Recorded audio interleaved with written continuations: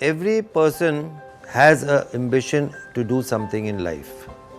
Some people like to become scholars, some people like to become lawyers, judges and etc. But there are a few class of people who used to love speed. One of them was myself. We used to love riding Jawas because we used to get the ultimate thrill of riding. They were fast, they were reliable, they never broke down on you, and you took your vehicle anywhere in the country, took it to the mountains, took it to the hills, or even through slush, through dirt or any type of terrain. They never let anybody down. So that is one reason I had always wanted to ride only Jawa motorcycles.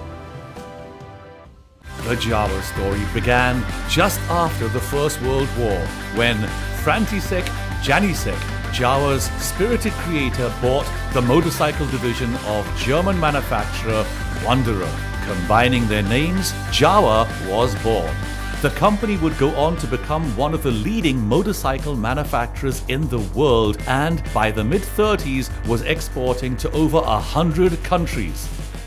Jawas quickly developed a reputation for being rugged, simple, and unbreakable. Brothers Rustum Irani and Farooq Irani had been working as country agents of Jawa, importing the motorcycles to Mumbai from the Czech Republic. When the Indian government banned the import of motorcycles, they had to find another way to allow the people of India to continue their relationship with the Jawa brand.